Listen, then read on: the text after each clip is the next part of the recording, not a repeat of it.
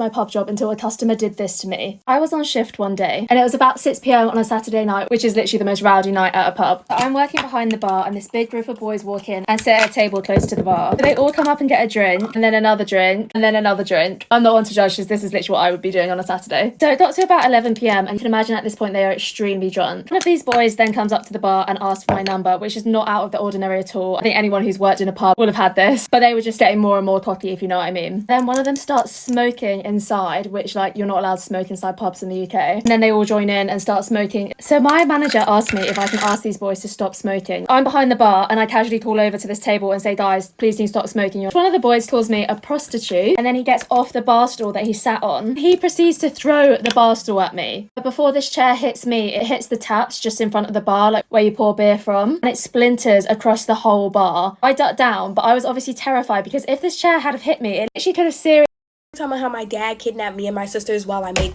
slime. Disclaimer, my dad tried to kidnap me, but he didn't get to. Get your money's worth and let it drain.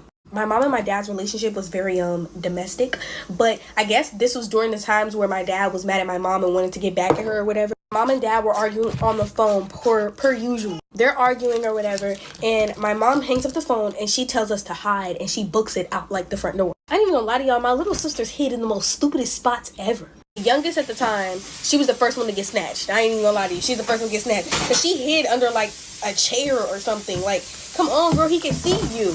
And then the second oldest, why would she hide under some freaking pillow pets? Like she literally hid in the pillow pets. I had the smartest hiding spot by far. My grandfather had this like cluttered freaking closet and I like shoved myself in that closet and I was literally looking at my dad pick up my sisters one by freaking one, talking about you're coming with me. My heart was beating. I thought he was gonna get me. Guys, so I get a comment at least every day saying, oh, didn't you have a boyfriend?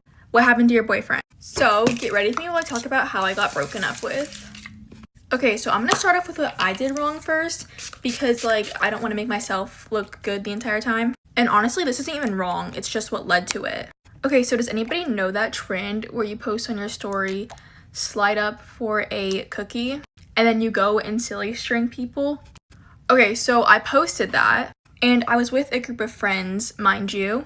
So my friend's neighbor, that's a guy, slides up on the story, and he's like, oh, we want a cookie, da-da-da-da. So we go to his house to give him the cookie and silly string him. Obviously, me being the good person I am, I communicate that. And well, he doesn't like that, so he makes this whole argument. And I told him like 2 days later whenever we hung out because like I didn't tell him over text. And so he makes me take him home and everything. And so then that whole week, he doesn't text me or anything. I want to talk about how I'm grounded again.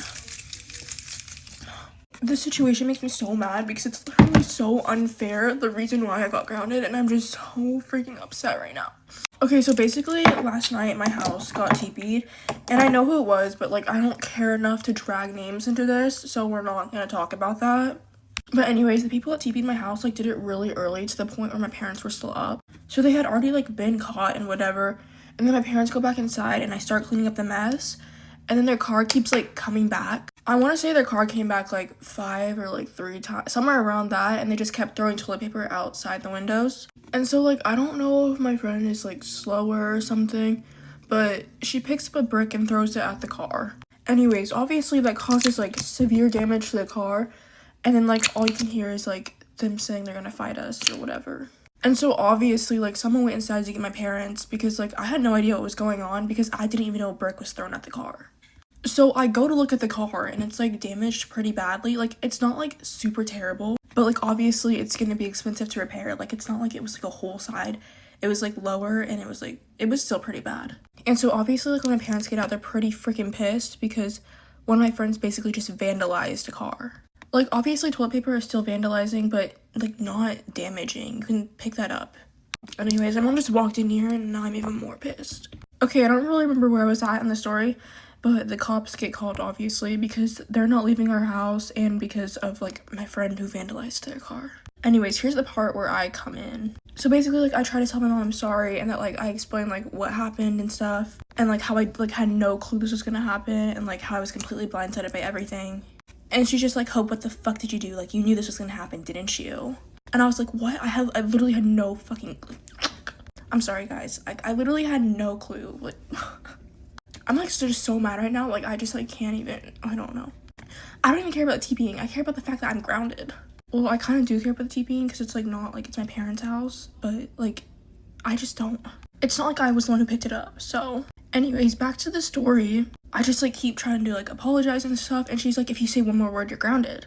Well, clearly, like, I said another word, cause, like, I was like, but mom, like, I just want to let you know I'm sorry. I said something along the lines of that. And then I guess that literally gets me grounded. Okay, I don't know where I was at, but I think it was at the part where she said something about, like, me being grounded if I don't shut my mouth. Anyway, so after all that, like, fast forward to the next day, which is today, I literally wake up. The first thing I do is I go downstairs. I'm like, hey, mom, like, I'm so sorry about last night. I didn't, like, know any of that was gonna happen. And, like, I was basically apologizing for something I didn't do because I honestly literally didn't do anything. And she said something like, I forgive you, but you're still grounded. Get ready with me. Story time. How me and my friend almost got kidnapped. So me and my friend went to go hang out with our friends at their house. We didn't have a ride from anybody, so we were like, okay, it's fine. Like, we'll just walk. Like, we don't mind the walk. Like, it was a long walk, but it wasn't that long. So we're walking. We're like maybe 15-20 minutes away at this point. All of a sudden, we're coming up to like this old senior citizen center where like all the older people stay when they don't have anywhere to go, or like they're just so old at that point they just need to be taken care of. But there's this old guy sitting outside. He says to me and my friend, hey, can you girls come here, help me pick this up? At that point I was like, okay, yeah, let's just go help him. Like, it's an old man, what could happen? He was like, here, like, can you pick up this piece of paper for me? And I was like, yeah, sure. I go to pick it up. The man grabs my wrist.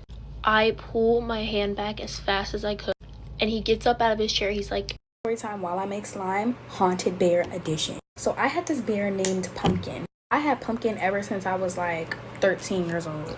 Get your money's worth and let it drain. I didn't forget. Pumpkin was definitely my therapy bear.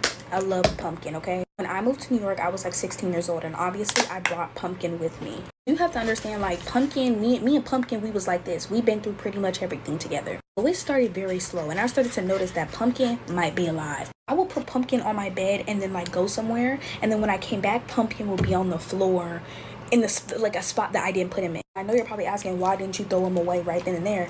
I didn't get a bad vibe. I didn't get like it was like a bad spirit or anything. To be fair, at first me and my grandma were like playing it off, and we're like, no, like there's no way he's doing that on his own. Slowly and surely, Pumpkin is just like, the subtleness ain't being subtle no more. Like, I will put him somewhere and then he would be on the other side of the room. My grandma started to tell me that Pumpkin is like creeping her out. I'm gonna have to do something with Pumpkin, right? At first, I wasn't that creeped out. Like, I didn't care that much. Up until I remember, like, I put Pumpkin on my bed and then I went to go take a shower. Why was Pumpkin upside down on the other side of the room? And I was like, okay, no. I had a big attachment to this bear, and I told my grandma, I was like, yeah, Pumpkin is starting to scare me too. And me and my grandma had literally put Pumpkin on the chair, and as we're talking, I look back and Pumpkin's on the floor upside down looking at us. My grandma automatically was like, yeah, like, we have to do something with it. I'm probably gonna wash it, pray over it, you know, whatever. I'm over here thinking my grandma gonna pray, fix my baby, bring my baby back. Tell me why. I asked my grandma like a couple days later, you know, where's Pumpkin? And she's like, oh yeah, I threw Pumpkin away. Oh, tears started to form in my eyes because like I said, I had an attachment. I was like, what do you mean you threw Pumpkin away? She was like, I'm telling you, I just didn't get a good feeling. It just felt so unsettling. And when I went off to work, I dropped Pumpkin off in a random dumpster. I said, I'm sorry, but you're not Pumpkin anymore. Y'all, I was so sad. Like, I called my sister. I was like, she threw Pumpkin away. Like, you know, but I'm not gonna lie. Pumpkin wasn't Pumpkin anymore, and Pumpkin started to creep me out. Do y'all still sleep with y'all stuffed animals? I do. I don't care how old I get. Period. Bye.